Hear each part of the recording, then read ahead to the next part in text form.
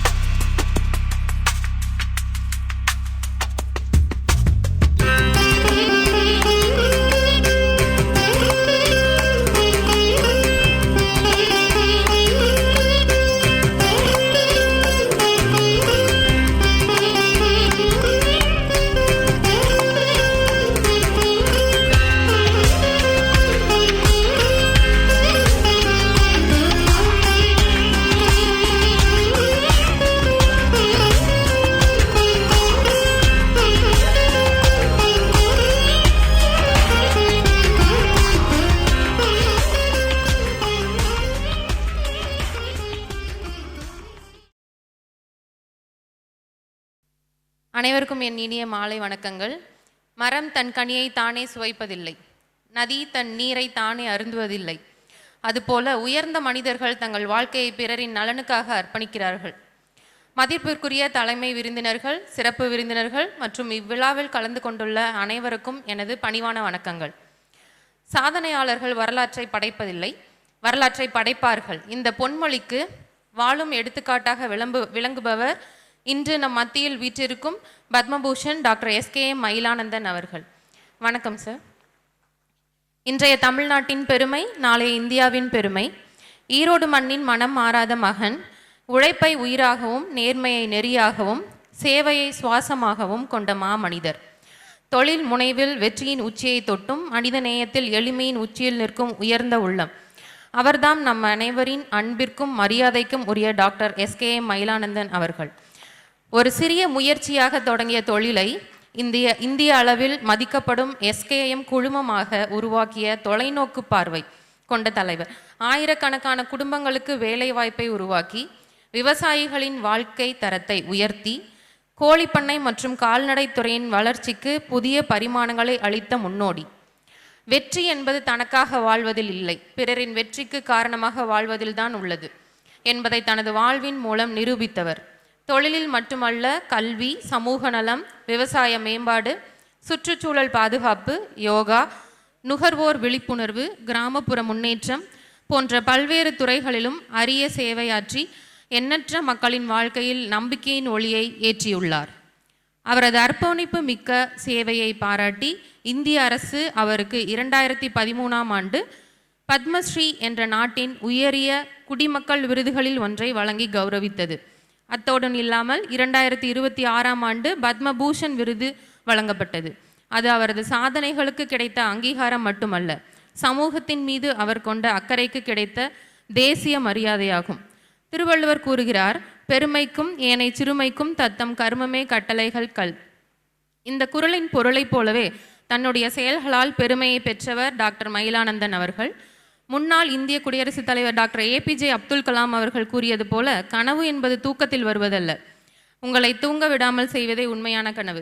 அந்த கனவை நனவாக்கி தனது வெற்றியை சமூகத்தின் வெற்றியாக மாற்றிய மகத்தான ஆளுமை இன்று நம் மத்தியில் இருக்கிறார். இத்தகைய உயர்ந்த சிந்தனையாளர், தொழில்துறையின் துருவ நட்சத்திரம், சமூக சேவையின் சிகரம், எளிமையான எடுத்துக்காட்டு, பத்மபூஷன் விருதாளர் டாக்டர் எஸ்கேஎம் மயிலானந்தம் அவர்களை வருக வருக என வரவேற்கிறோம். We welcome you sir.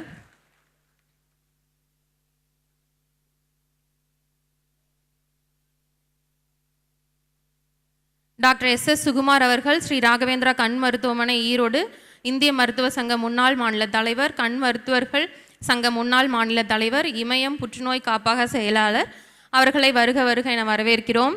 We welcome you sir. கண் அறுவை சிகிச்சை சிகரம் டாக்டர் V பன்னீர்செல்வம் அவர்கள், அரசன் கண் மருத்துவமனை நிர்வாக இயக்குனர், அரசன் கண் வங்கி ஈரோடு, கண் மருத்துவர்கள் சங்க முன்னாள் மாநில தலைவர்.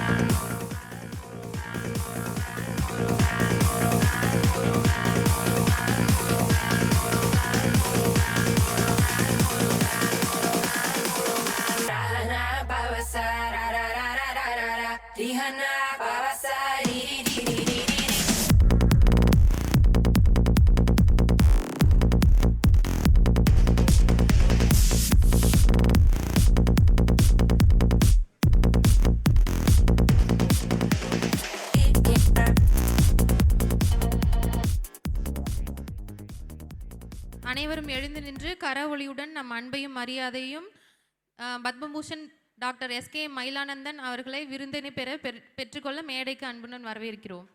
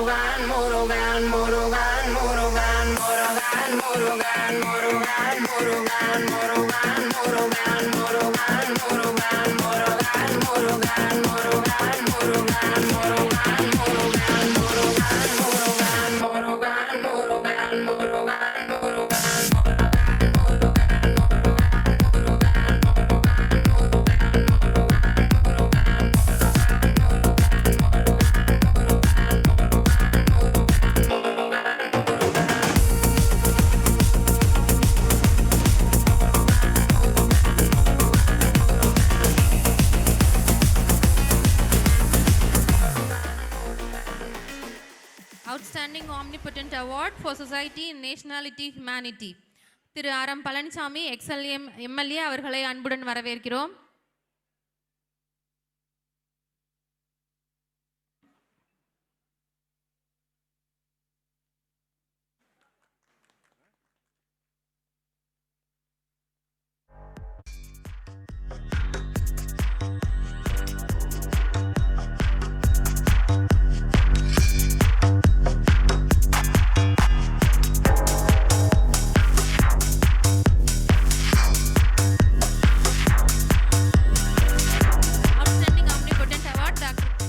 பாலகிருஷ்ணன் அவர்களை வரவேற்கிறோம்.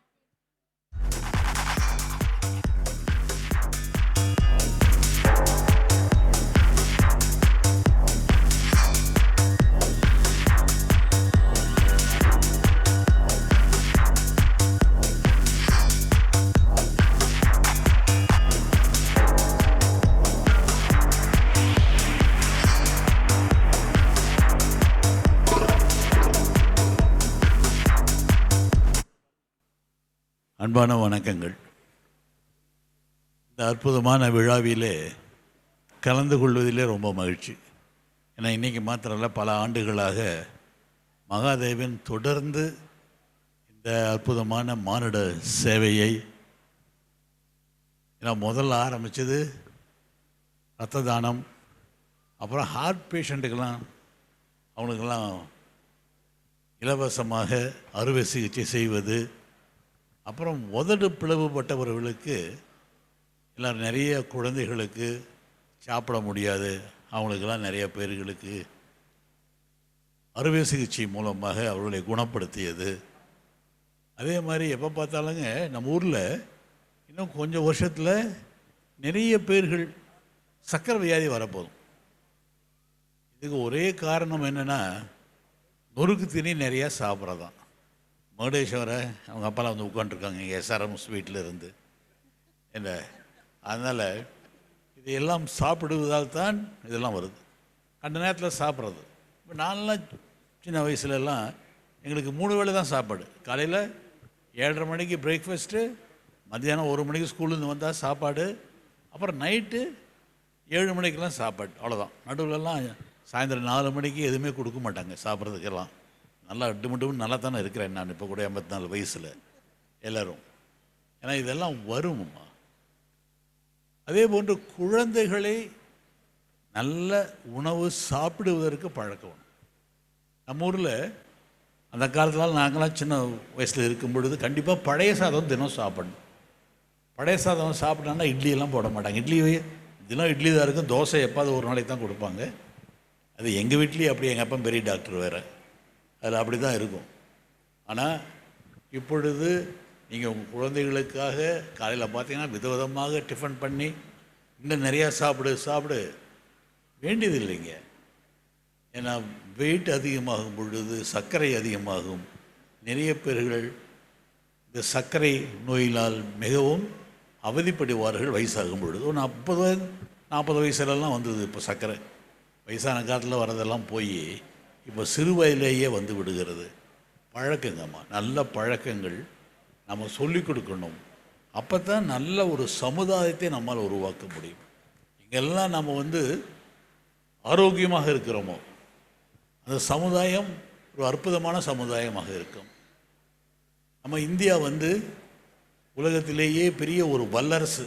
இந்த குண்டு போடுறதுலாம் கிடையாது. நிறைய இளைஞர்களை கொண்ட ஒரு நாடு நம்மளுடைய நாடு தான். ஏன்னா 60%, 140 கோடி பேர் நம்ம இருக்கிற மக்கள். அதில் 60%னா பாருங்கள், கிட்டத்தட்ட ஒரு 85 கோடி பேர் 20 வயசுலேருந்து 40 வயசுக்குள்ளே இருக்கிறாங்க. வேலை செய்கிற வயது இது. ஸோ இவர்களை நல்ல பழக்கத்தோடு, நல்ல வழக்கத்தோடு, நல்ல ஆரோக்கியத்தோடு வளர்ப்பது இங்குள்ள ஒவ்வொரு பெற்றோருடைய கடமை. சின்ன வயசில் பழக்கணும், 3 வயசில் பழக்கணும். நீங்கள் 15 வயசில் போய் இதெல்லாம் பண்ண சொன்னால் பண்ணாது, விளையாது. சின்ன வயசு யாரும் சொல்லித்தரது இல்லையே. சாப்பிட்லன்னா செல்ஃபோனை கையில் கொடுத்துட்றீங்க. இந்த செல்ஃபோனை பார்த்துட்டு சாப்பிடு. அதில் என்ன போகுதுன்னு யாருக்கும் தெரியாது, குழந்தைக்கும் தெரியாது. ஆனால் அப்படியே கண்ணை சிமிட்டாமையே பார்க்கும். அது எல்லாமே பழக்கம் தானே. அதை கொடுத்தா தான் அங்கே 2 பேர் பேசியிருக்கீங்க பாருங்கள். எங்கேயாவது போனால் ஒரு கெட்ட பழக்கம் எல்லாத்துக்கும். இல்லாட்டி வராமல் வீட்டில் உட்காந்துக்கலாம். வந்தால் கேட்குற மாதிரி இருக்கணும். அதில்